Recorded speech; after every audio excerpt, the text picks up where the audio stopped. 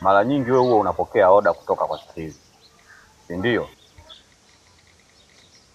Mimi najua. Nataka nikupe angalizo. Utakaporudia tena kupokea oda kutoka kwa Sahili, basi nitakufanya kuwa mfano kwa walinzi wote wa Tanzania hii. Wewe ndo utakuwa mfano. Labda nikwambie jambo moja tu. Nahitaji ufuate kile nitakachokwambia. Ndio mkuu. Kuanzia leo hii, pale getini ukimuona Sahili anatia kwato zake kutaka kuingia ndani ya shule yako, marufuku. Onyo. Amri, sio ombi. Sitaki kuona anaingia kwenye lile geti anakuja kwenye shule yangu hapa. Kama unavyonijua mimi kamanda wako, akijichanganya na kinda na ponda kangaga mazini.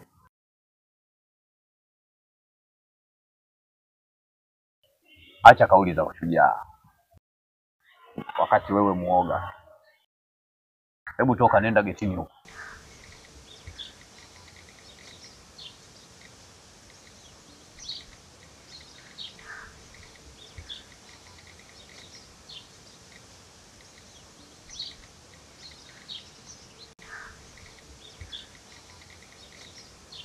Yes, hello.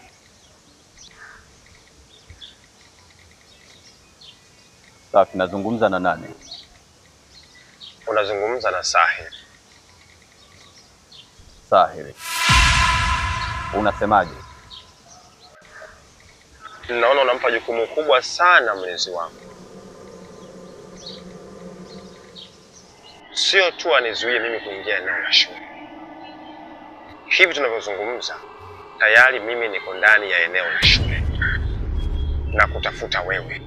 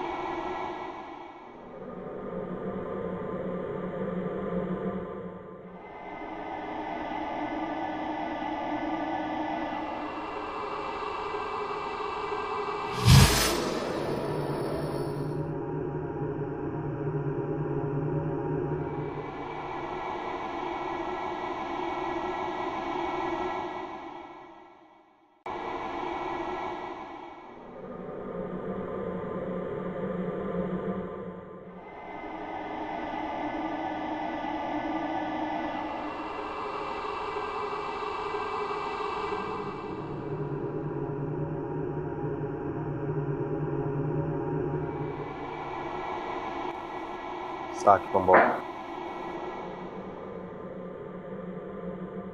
Najua unahangaika kunitafuta. Ni jinsi gani ulivyo mzembe. Niko ndani ya shule yako na hufahamu nipo wapi. Nipo nyuma hapa. Huku upande wa chooni. Nilikwambia kuwa nitakuruhusu uguse kila sehemu, lakini sitaruhusu uguse mboni yangu ya jicho. Ipi sana ni jicho langu za Kikomboka. Sitakuwa tayari uguse.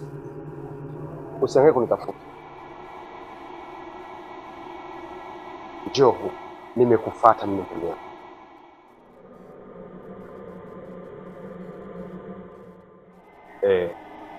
Njoo.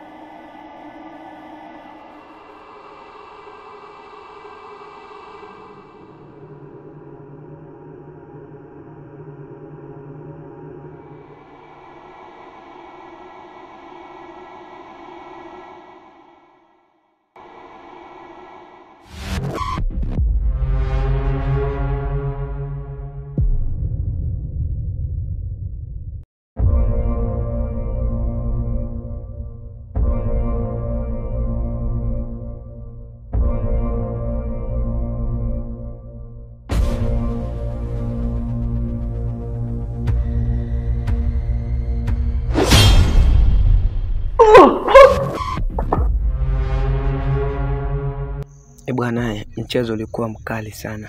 Sijui kama akiamka hapo saa Kipombogo atamfanyaje bwana Sahil, wala atabaki kuwa hivyo hivyo ama wala hatabaki kuwa hivyo hivyo. Maana hapa Sahil kamdhibiti upande mmoja, kamfanya kuwa kilema. Je, ungetaka kumwona saa Kipombogo akiwa mzima na akiwa akipambana na Sahil?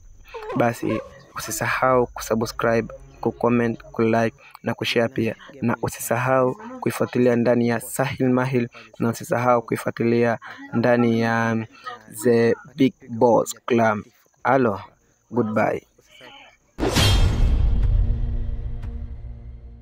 Kamari